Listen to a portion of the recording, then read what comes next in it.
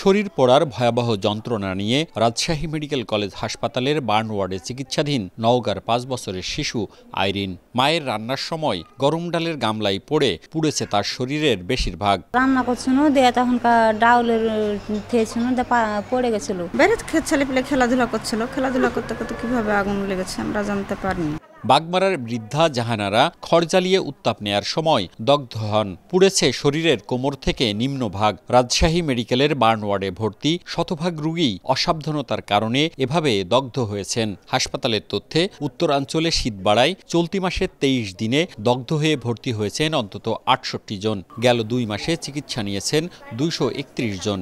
শারীর আসলে আগুন লেগে গেছে বুঝতে পারেনি প্রথমে, পরে যখন গায়ে আগুন লেগে পোড়া শুরু হয়ে গেছে পিছন পারে, তখন বুঝতে পারছে। অনেক সময় দেখা যাচ্ছে অসতর্কতা বশত তারা আগুন পোহাতে যাচ্ছে, তাদের গরম কাপড়ে আগুনটা লেগে যাচ্ছে, অথবা অসতর্কতা বশত তারা গরম পানি ব্যবহার করতে যাচ্ছে, সেখান থেকে তারা দগ্ধ হচ্ছে।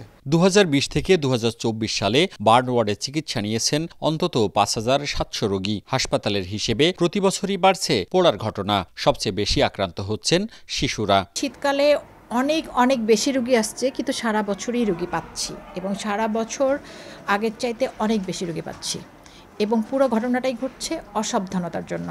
চিকিৎসকরা বলছেন দগ্ধ রোগীরা জখম সারানোর জন্য অ্যান্টিবায়োটিক সেবন করে থাকেন। এতে দিন দিন কমছে শরীরের রোগ প্রতিরোধ ক্ষমতা। মেরোপেনাম জাতীয় ওষুধ সেগুলো এই নভেম্বর থেকে ফেব্রুয়ারিতে দেখা যাচ্ছে রেজিস্ট্যান্স ডেভেলপ করে যাচ্ছে।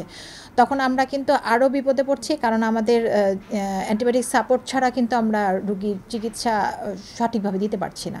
পোড়া রোগীদের জন্য হাসপাতালে আলাদা বার্ন ইউনিট তৈরির প্রক্রিয়া চলছে, যা বাস্তবায়ন হলে জরুরিভাবে অপারেশন সম্ভব হবে। মওদুদ রানা, সময় সংবাদ, রাজশাহী।